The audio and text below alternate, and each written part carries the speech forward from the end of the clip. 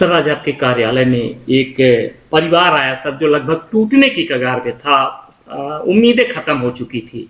पति-पत्नी साथ नहीं रहना चाहते थे और उनका पूरा परिवार आया था।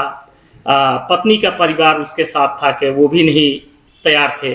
बच्चों का परिवार था, वो भी तैयार नहीं था। लेकिन आपने काउंसलिंग की, काउंसलिंग के बाद वो परिवार एक हो गया सर। क्या मामला था सर? किस तरह की कहानी थी? क्या परेशानी थी? और कैसे बिछड़ते-बिछड़ते एक परिवार एक हो गया? ये आज एक प्रकरण आया था मेरे पास काउंसलिंग में, जिसमें एक शादी दो साल पहले हुई थी और बड़े संभ्रांत घर के लोग थे। जो कन्या पक्ष था वो भी आया हुआ था, उसके साथ उनकी माँ, दादी, बड़े पिताजी, बब्बा वगैरह थे सब। और लड़के के तरफ से उसके पिता, माता और उनके परिजन थे।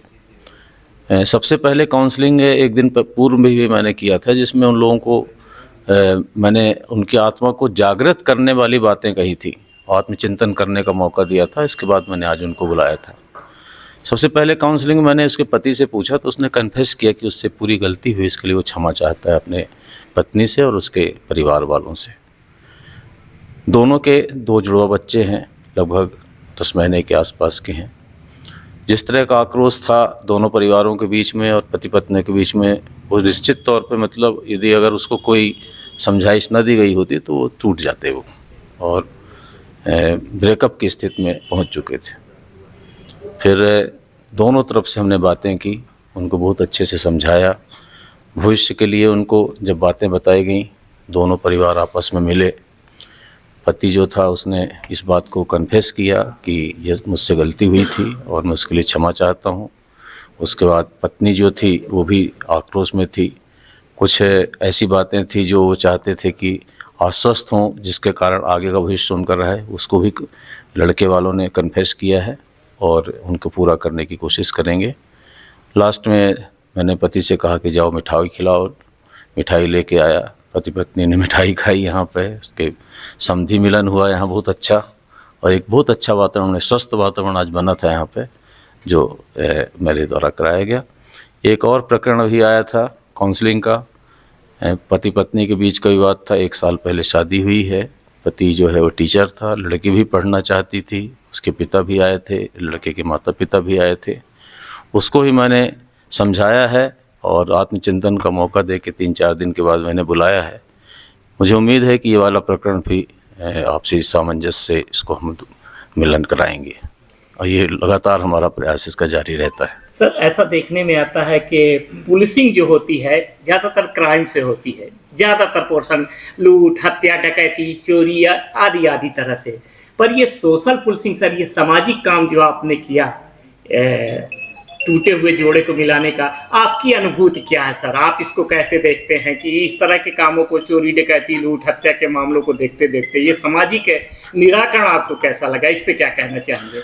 मेरा यही कहना है कि देखिए, हम लोग सब पुलिस डिपार्टमेंट के हैं, समाज के ही व्यक्ति हैं, और समाज का के अगर पहलुओं पर सामाजिक जो संगतियां हैं उस पर अगर हमको शामिल किया जाता है तो हमारी पहली कोशिश होती है कि इनको समझाइश दी जाए, खासकर पारिवारिक मामलों में।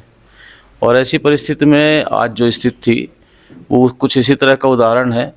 ये आज आप लोगों की उपस्थित थी इसलिए आप जान पाए। ये तो हमारा रोज़ का काम रहता है, इस तरह से काउंसलिंग कराना और लोगों को मिलवाना।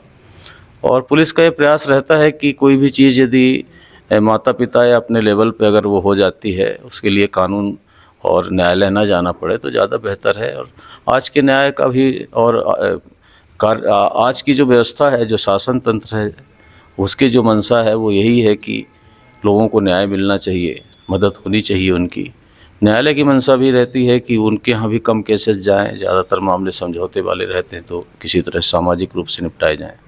इसी उद्देश्य की पूर्ति में लगातार पुलिस का काम रहता है। ये अच्छी पहल है और पुलिस तो हमेशा करती रहती है और उसी की एक छोटी सी कड़ी आज आपके सामने है।